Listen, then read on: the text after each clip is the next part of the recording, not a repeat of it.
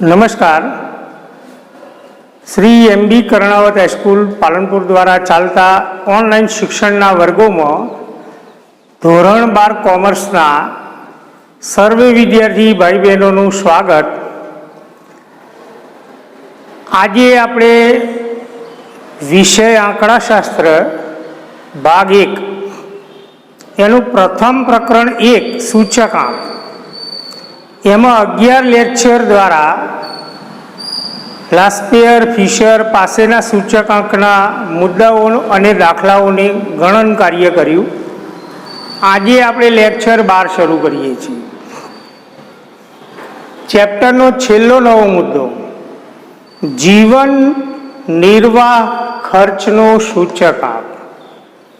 એના અર્થની આપણે ચર્ચા કરીશું, થોડીક મહત્વની બાબતોની ચર્ચા કરીશું, એના સંદર્ભમાં સૂત્રોની ચર્ચા કરીશું અને પછી દાખલાનું ગણન કાર્ય કરીશું.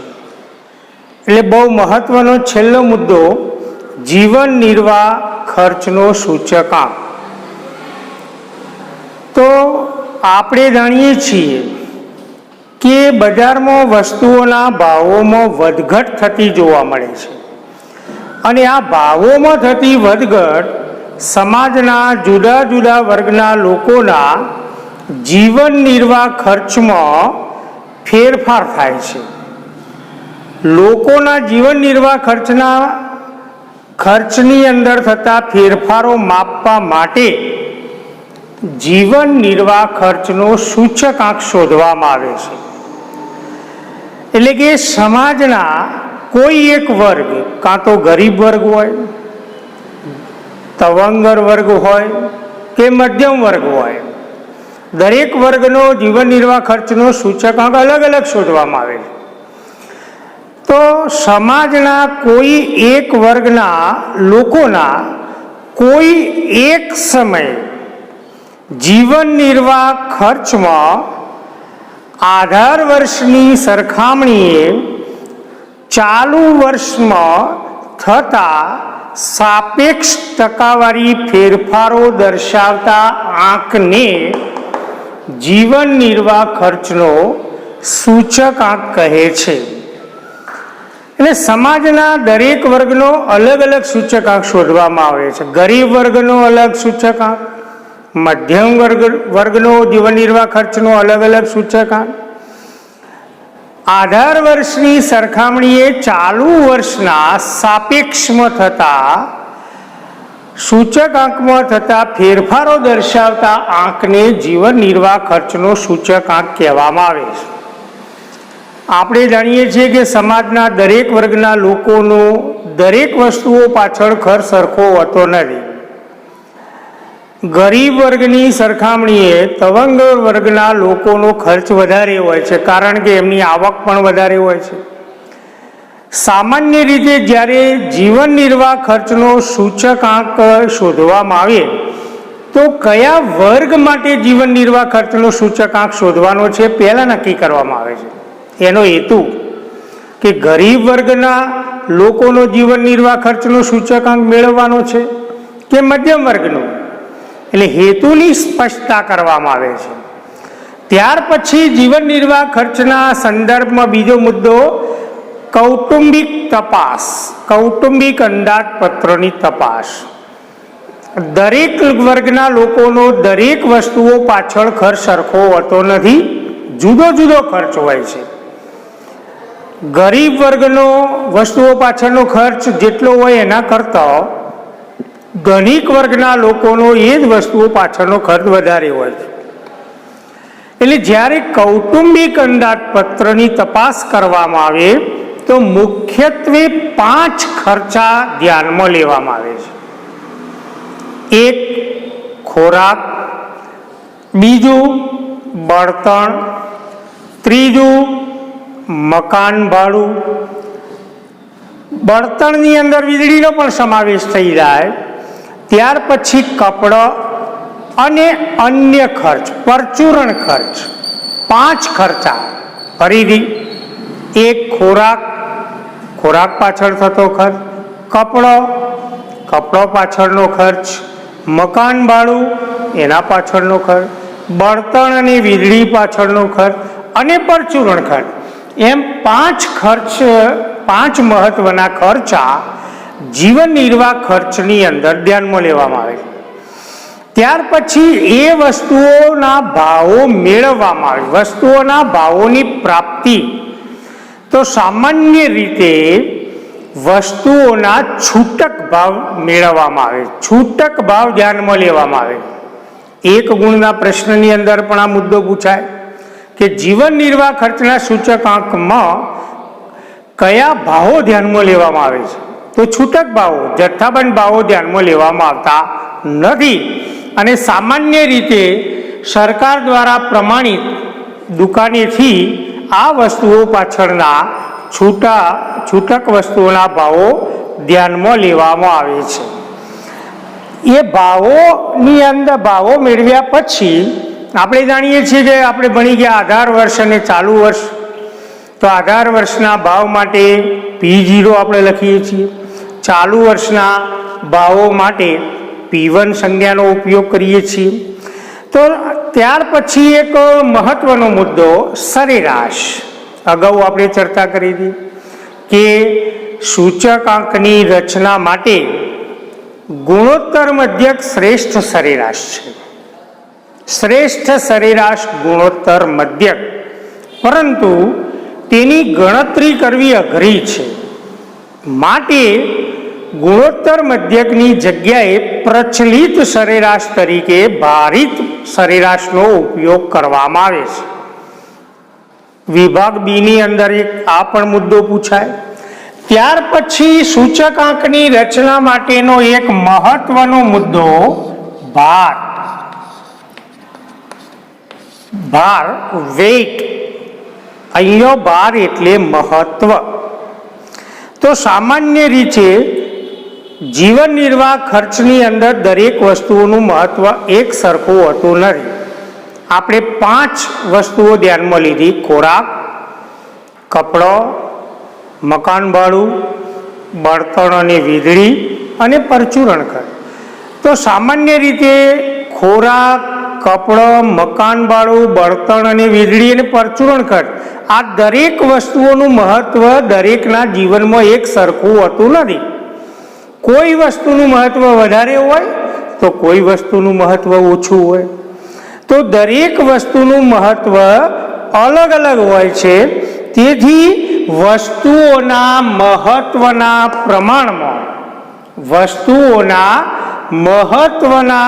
પ્રમાણમાં અગત્યતા દર્શાવતા આંકને ભાર તરીકે ઓળખવામાં આવે છે. વસ્તુઓના મહત્વના પ્રમાણમાં અગત્યતાનો આંક નક્કી કરવા માટે ભાર નક્કી કરવામાં આવે છે. વસ્તુઓનું મહત્વ અલગ અલગ હોય છે. તો દરેક વસ્તુઓના મહત્વના પ્રમાણમાં જે આંક નક્કી કરવામાં આવે તેને ભાર તરીકે ઓળખવામાં આવે છે. હવે આગળ આપણે ચર્ચા કરીએ કે ભારના 2 પ્રકાર. અર્થની આપણે ચર્ચા કરી. ભાર 2 પ્રકારના હોય, એક ગર્ભિત ભાર અને બીજો પરોક્ષ ભાર. ગર્ભિત ભાર અને સ્પષ્ટ ભાર. એક ગર્ભિત ભાર અને બીજો સ્પષ્ટ ભાર. ગર્ભિત ભાર કોને કહેવાય? તો ગર્ભિત ભાર એ ભાર આપવાની પરોક્ષ રીત છે, પ્રત્યક્ષ રીત નથી. ગર્ભિત ભારને સંખ્યામાં દર્શાવી શકાતો નથી. માટે સૂચકાંકની રચનામાં વસ્તુઓનું મહત્વ કેવી રીતે નક્કી થાય? તો જે વસ્તુનું મહત્વ વધારે હોય એની વધારે જાત પસંદ કરવામાં આવે છે. જે વસ્તુનું મહત્વ ઓછું હોય એની ઓછી જાત પસંદ કરવામાં આવે છે. એટલે ગર્ભિત ભારમાં વસ્તુની મહત્વના પ્રમાણમાં જાત પસંદ કરવામાં આવે છે. આ ભારને સંખ્યામાં દર્શાવી શકાતો નથી. માટે આપણે સ્પષ્ટ ભાર ભણી રહ્યા છીએ. તો સ્પષ્ટ ભાર કોને કહેવાય? તો ભાર આપવાની પ્રત્યક્ષ રીત એ સ્પષ્ટ ભાર, ભાર આપવાની પરોક્ષ રીત એ ગર્ભિત ભાર. સ્પષ્ટ ભાર સંખ્યામાં દર્શાવી શકાય છે, ગર્ભિત ભારને આપણે સંખ્યામાં દર્શાવી શકતા નથી. ગર્ભિત ભારની અંદર જે વસ્તુનું મહત્વ વધારે હોય એની વધારે જાત પસંદ કરવામાં આવે, જે વસ્તુનું મહત્વ ઓછું હોય એની ઓછી જાત પસંદ કરવામાં આવે. જ્યારે સ્પષ્ટ ભાર સંખ્યામાં દર્શાવી શકાય છે માટે આપણે જીવન નિર્વાહ ખર્ચના સૂચકાંકની રચનામાં સ્પષ્ટ ભાર ભણી રહ્યા છીએ. હવે સ્પષ્ટ ભારના સંદર્ભની અંદર સ્પષ્ટ ભાર આપવાની બે રીતો.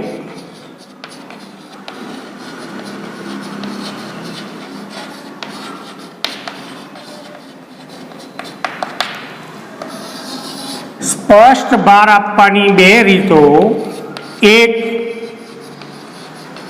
કુલ ખર્ચની રીત અને બે કૌટુંબિક અંદાજપત્રની.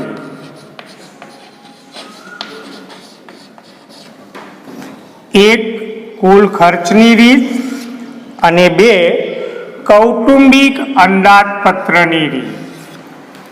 પહેલી રીતની આપણે શરૂઆત કરીએ. કુલ ખર્ચની રીત. સ્પષ્ટ ભાર આપવાની બે રીતો, એક કુલ ખર્ચની રીત અને બીજું કૌટુંબિક અંદાજપત્રની રીત એટલે કૌટુંબિક બજેટની રીત. હવે કુલ ખર્ચની રીતે ચાલુ વર્ષનું કુલ ખર્ચ અને આધાર વર્ષનું કુલ ખર્ચ એમ બંને ખર્ચ ધ્યાનમાં લેવામાં આવે છે. તો કુલ ખર્ચની રીતે જીવન નિર્વાહ ખર્ચનો સૂચકાંક શોધવા માટે બે સૂત્રોનો ઉપયોગ કરીશું. એમાં એક સૂચકાંક એટલે વાસ્તવમાં એની સંજ્ઞા આઈ કહેવાય. એનું સૂત્ર સિગ્મા P1Q0 ભાગ્યા સિગ્મા P0Q0 ગુણ્યા 100. સૂચકાંક બરાબર સિગ્મા P1Q0 ભાગ્યા સિગ્મા P0Q0 ગુણ્યા 100. સૂત્ર નંબર 2, સૂચકાંક I બરાબર સિગ્મા P1Q1 ભાગ્યા સિગ્મા P0Q1 ગુણ્યા 100. સૂચકાંક બરાબર સિગ્મા P1Q1 ભાગ્યા સિગ્મા P0Q1 ગુણ્યા 100. હવે મિત્રો આ સૂત્ર જોવાથી તમને તરત ખબર પડશે કે કુલ ખર્ચની રીતે જીવન નિર્વાહ ખર્ચનો સૂચકાંક શોધવા માટે જે પહેલું સૂત્ર લખ્યું એ આપણે શીખી ગયા. વાસ્તવમાં લાસ્પેયરની રીતનું સૂત્ર કહેવાય. અને બીજું જે સૂત્ર લખ્યું એ પાસેની રીતનું સૂત્ર કહેવાય. પણ અહીંયા આપણે ILIP નહીં લખીએ, જીવન નિર્વાહ ખર્ચનો સૂચકાંક શોધી રહ્યા છીએ. માટે સૂચકાંક પહેલું સૂત્ર લાસ્પેયની રીતનું, બીજું સૂત્ર પાસેની રીતનું. આપણે અંશની અંદર જે પહેલા સૂત્રમાં લખ્યું સિગ્મા P1Q0, P1 સાથે Q0 નો ગુણાકાર કરીને એનો સરવાળો, છેદમાં લખ્યું સિગ્મા P0Q0. તો સિગ્મા P1Q0 એ ચાલુ વર્ષનું કુલ ખર્ચ દર્શાવે છે, જ્યારે સિગ્મા P0Q0 એ આધાર સમયનું કુલ ખર્ચ બતાવે છે પહેલા સૂત્ર પ્રમાણે. બીજા સૂત્ર પ્રમાણે સિગ્મા P1Q1 એ ચાલુ વર્ષનું કુલ ખર્ચ બતાવે છે, જ્યારે સિગ્મા P0Q1 એ આધાર સમયનું કુલ ખર્ચ દર્શાવે છે. તો આ કુલ ખર્ચની રીતે સૂચકાંક શોધવાનો બે સૂત્રો. હવે આપણે કોષ્ટક ભણી ગયા છીએ. દાખલાની અંદર એક તો વસ્તુનું ખાનું હોય તો પહેલું વસ્તુનું ખાનું, એકમનું ખાનું આપ્યું હોય તો બનાવવાનું. ત્યાર પછી 4 સંજ્ઞાઓ P1 P0 Q1 Q0. ત્યાર પછી P1 Q0 નો ગુણાકાર, એના પછીનું ખાનું P0 Q0 નો ગુણાકાર. અને જો આ સૂત્રનો ઉપયોગ થતો હોય તો P1 Q1 નું ખાનું અને P0 Q1 નું ખાનું. હવે દાખલાની અંદર જો આપણને આધાર વર્ષનો જથ્થો આપ્યો હોય, P1 P0 તો આપેલા હોય જ, પરંતુ જો આધાર વર્ષનો જથ્થો આપ્યો હોય તો પહેલા સૂત્રથી આપણે સૂચકાંક શોધી કાઢીશું. અને જો ચાલુ વર્ષનો જથ્થો આપ્યો હોય Q1 તો બીજા સૂત્રથી જીવન નિર્વાહ ખર્ચનો સૂચકાંક આપણે શોધી કાઢીશું. આ રીત હતી કુલ ખર્ચની રીત. હવે બીજી રીત કૌટુંબિક અંદાજપત્રની રીત.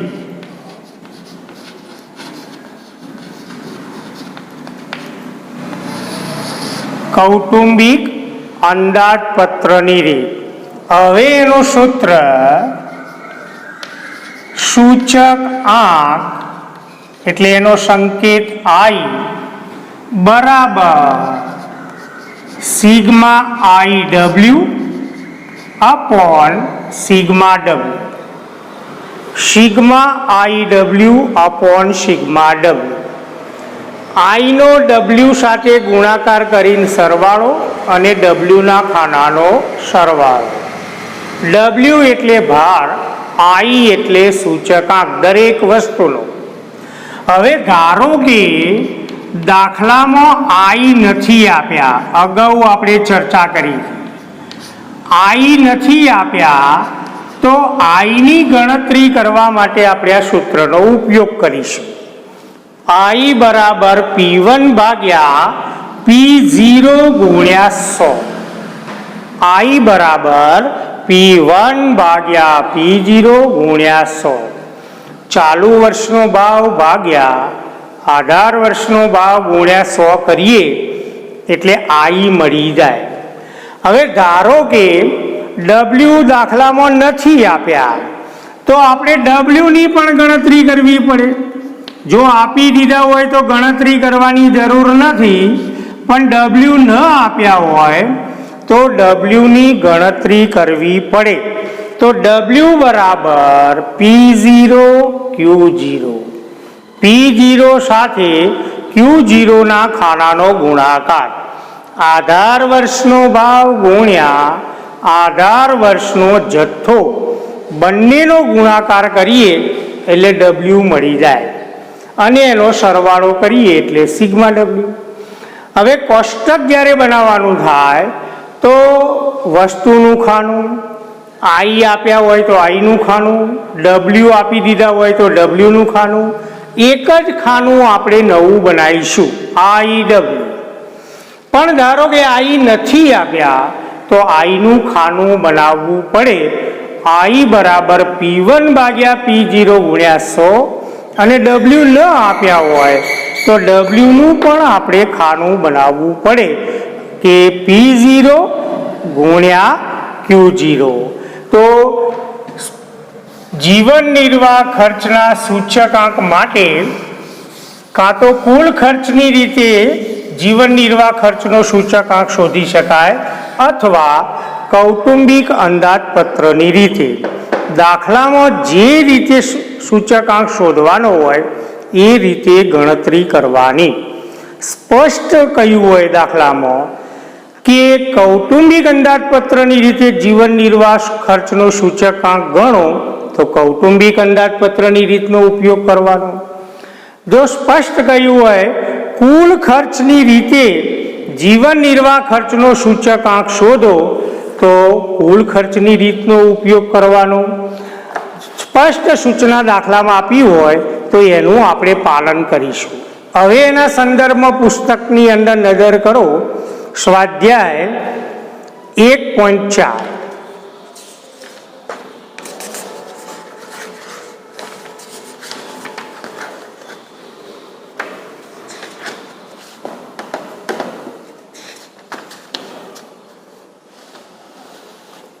પુસ્તકની અંદર સ્વાધ્યાય 1.4. હવે એનો પ્રશ્ન નંબર 4. સૂચના: નીચેની માહિતીના આધારે ઉત્પાદનનો સામાન્ય સૂચકાંક ગણો. પહેલું ખાનું આપ્યું વસ્તુ, બીજું ભાર એટલે W, અને ઉત્પાદનનો સૂચકાંક એટલે I. તો આપણે રકમ જે આપી એના ઉપરથી ખાનો બનાવી દઈશું.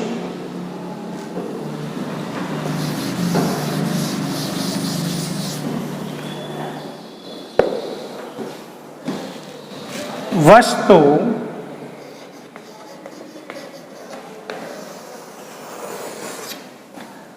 બીજું ખાનું ભાર,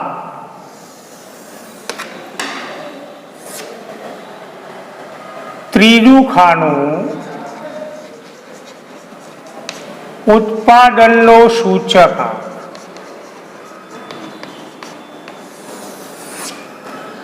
ભાર એટલે W અને સૂચકાંક એટલે I. તો વિદ્યાર્થી મિત્રો, W પણ આપી દીધા, I પણ આપી દીધા, એટલે આપણે સ્પષ્ટ સમજી શકીએ કે આ દાખલો કૌટુંબિક અંદાજપત્રની રીતના સૂત્રથી ગણી શકાય. હવે W પણ આપ્યા અને I પણ આપ્યા, તો એક જ ખાનું બનાવવાનું રહેશે, IW. હવે ઝડપથી આપણે ખાનો પૂરો કરી દઈએ. વસ્તુની અંદર સુતરાઉ કાપડ, અનાજ, ખાંડ.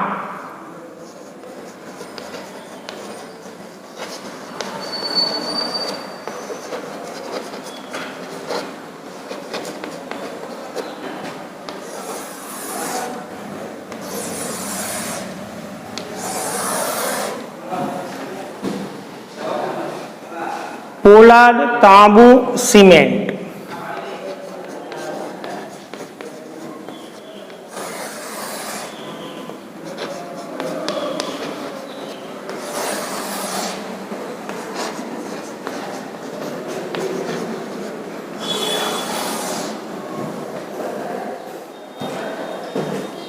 છ વસ્તુઓનો દાખલો આપ્યો. છેલ્લું ખાનું કુલ. હવે W 15, 23, 15.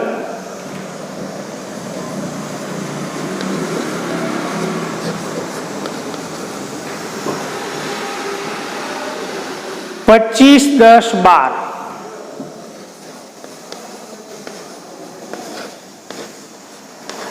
W ના ખાનાનો સરવાળો સિગ્મા W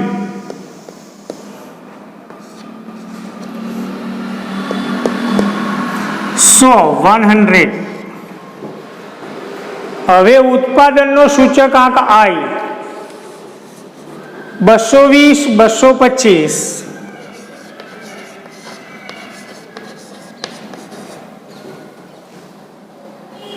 એકસો 90, 215.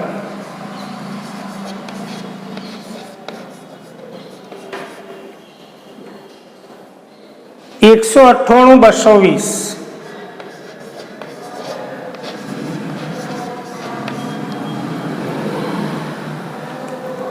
એના સરવાળાની જરૂર નથી. હવે આપણે કેલ્ક્યુલેટરનો ઉપયોગ કરી અને W ના ખાના સાથે I નો ગુણાકાર કરીએ તો 220 ગુણ્યા 15.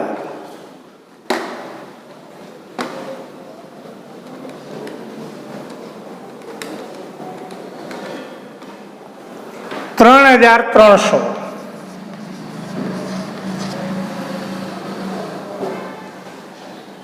ત્યાર પછી 23 ગુણ્યા 225 5175. 190 ગુણ્યા 15 2850.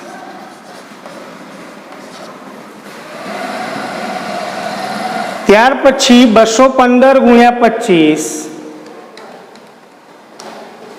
5375. 198 ગુણ્યા 10 1980 અને 220 ગુણ્યા 12 2640. આઈ અને ડબલ્યુ ના ખાનાનો સરવાળો સિગ્મા આઈ ડબલ્યુ.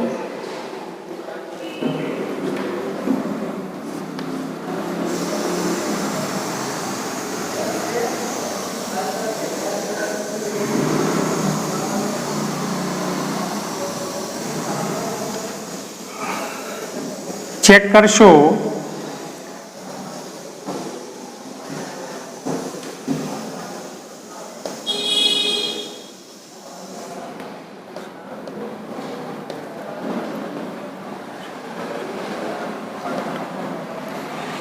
₹21,320. હવે સૂત્ર સૂચકાંક I બરાબર sigma IW upon sigma W. Sigma IW 21,320 ભાગ્યા સિગ્મા W એટલે 100. ભાગાકાર કરીએ તો 213.20. તો આ દાખલાનો ઉત્પાદનનો સામાન્ય સૂચકાંક 213.20 થાય. આધાર વર્ષની સરખામણીએ ચાલુ વર્ષમાં 213.20 માઇનસ 100 બરાબર 113.20% વધારો થયો કહેવાય. તો એક સરળ દાખલાનું આપણે ગણન કાર્ય કર્યું. હવે સ્વાધ્યાય 1.4 પહેલા દાખલાની હું ચર્ચા કરું, જાતે દાખલો ગણીજો. મધ્યમ વર્ગના કુટુંબોની અંદાજપત્ર તપાસ પરથી નીચેની માહિતી મળી. તે પરથી વર્ષ 2013 સાપેક્ષમાં વર્ષ 2015 જીવન નિર્વાહ ખર્ચમાં કેટલો ફેરફાર થાય તે સૂચકાંક મેળવી જણાવો. 2013 એ આધાર વર્ષ, 2015 એ ચાલુ વર્ષ. વર્ષ 2013 દરમિયાન કોઈએ કુટુંબની ખર્ચપાત્ર સરેરાશ માસિક આવક 2013ની સરેરાશ ખર્ચપાત્ર માસિક આવક એટલે આધાર વર્ષની સરેરાશ માસિક આવક, તો 2015 દરમિયાન જરૂરી ખર્ચપાત્ર સરેરાશ માસિક આવકનો અંદાજ એટલે ચાલુ વર્ષની સરેરાશ ખર્ચપાત્ર માસિક આવક શોધવાની છે. આ એક નવો મુદ્દો આવ્યો. કોષ્ટકની અંદર સમૂહનું ખાનું આપ્યું એટલે વસ્તુઓ, ભાર એટલે W, તો ભાર એટલે W આપી દીધા. ત્યાર પછી 2013નો ખર્ચ આપ્યો અને 2015નો ખર્ચ. હાલ જે દાખલો ગણે એમાં I આપી દીધા હતા, પણ આ દાખલાની અંદર W આપ્યા પણ I નથી આપ્યા. તો આપણે ભાર આપ્યા એટલે કૌટુંબિક અંદાજપત્રની રીતે સૂચકાંક શોધીશું. તો કૌટુંબિક અંદાજપત્રની રીતમાં I અને W બંનેની જરૂર પડશે. W આપી દીધા પણ I નથી આપ્યા, તો I નું નવું ખાનું બનાવવું પડે. I બરાબર P1 ભાગ્યા P0 ગુણ્યા 100. હવે કોષ્ટક. પહેલું ખાનું સમૂહ, એમાં ખોરાક, બળતણ, વીજળી, ભાડું, કપડો, પરચુરણ ને કુલ. બીજું ખાનું ભાર એટલે W. પછી 2013નો ખર્ચ, 2013 એ આધાર વર્ષ છે, તો 2013નો ખર્ચ એ P0 કહેવાય. અને 2015નો ખર્ચ, તો 15 એ ચાલુ વર્ષ છે, તો એનો ખર્ચ P1 કહેવાય. ત્રીજું ખાનું P0, ચોથું ખાનું P1. હવે 5મા નંબરનું ખાનું કે I, તો I બરાબર P1 ભાગ્યા P0 ગુણ્યા 100. એક વસ્તુ સમૂહની એક વસ્તુ લખીને એક લીટી જવા દેજો એટલે ગણતરી કરવામાં સરળતા રહેશે. એક લીટી અંશ માટે, એક લીટી છેદ માટે. એટલે I બરાબર P1 ભાગ્યા P0 ગુણ્યા 100. I મળી ગયા એટલે હવે છેલ્લું ખાનું IW, I નો અને W નો ગુણાકાર અને સરવાળો કરીએ એટલે સિગ્મા IW મળી જાય પછી આ સૂત્રની મદદથી આપણો પહેલો જવાબ મળી જાય જીવન નિર્વાહ ખર્ચનો સૂચકાંક. હવે એમાં જવાબ માંગ્યો એનો ફેરફાર જણાવો. તો જે જવાબ આવે એમાંથી 18 વર્ષનો સૂચકાંક 100 માઇનસ કરીએ તો જે ડિફરન્સ આવે એ ફેરફાર કહી શકાય. ધારો કે જવાબ આવ્યો 240, તો 240માંથી 100 બાદ કરીએ તો 140% 18 વર્ષની સરખામણીએ ચાલુ વર્ષના સૂચકાંકમાં વધારો થયો કહેવાય. હવે છેલ્લો મુદ્દો કે 2013માં એક કુટુંબની ખર્ચપાત્ર આવક 15,000 હોય તો 15માં જરૂરી ખર્ચપાત્ર માસિક આવકનો અંદાજ. તો આપણે ત્રિરાશિનો ઉપયોગ કરીશું કે 18 વર્ષનો સૂચકાંક 100 હોય, આપણે ચાલુ વર્ષનો સૂચકાંક કોષ્ટક દ્વારા અને સૂત્ર દ્વારા શોધી કાઢ્યો. ધારો કે જવાબ મળ્યો 240, તો હવે ત્રિરાશિ મૂકશું કે 18 વર્ષનો સૂચકાંક 100 હોય ત્યારે સરેરાશ ખર્ચપાત્ર માસિક આવક 15,000 હોય.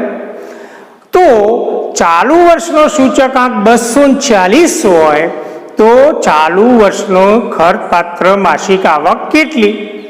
100 એ 15,000 તો 240 એ કેટલી? તો ત્રિરાશિનું સાદું રૂપ, બીજું ત્રીજું પદ અંશમાં જાય, પહેલું પદ છેદમાં જાય તો જવાબ મળી જાય. તો આ દાખલો ઘેર ગણજો મિત્રો. સ્વાધ્યાયની અંદર આવા નાના દાખલા આપેલા છે જીવન નિર્વાહ ખર્ચના સૂચકાંકના સંદર્ભમાં, તો એ દાખલાઓની પ્રેક્ટિસ પણ જાતે ગણજો. હવે પછી જ્યારે આપણું લેક્ચર નંબર 13 આવશે ત્યારે જીવન નિર્વાહ ખર્ચના સૂચકાંકના કુલ ખર્ચની રીતે અને કૌટુંબિક અંદાજપત્રની રીતે એના વિસ્તૃત મોટા દાખલા એ આપણે લેક્ચર નંબર 13ની અંદર ગણતરી કરીશું. તો સ્વાધ્યાયની અંદર આવા દાખલા આપેલા છે તો એનું ગણન કાર્ય જાતે કરજો એટલે પ્રેક્ટિસ થઈ જાય, માવરો થઈ જાય અને કંઠસ્થ થઈ જાય. આ સાથે આપણું આજનું લેક્ચર નંબર 12 સમાપ્ત કરીએ છીએ. આભાર.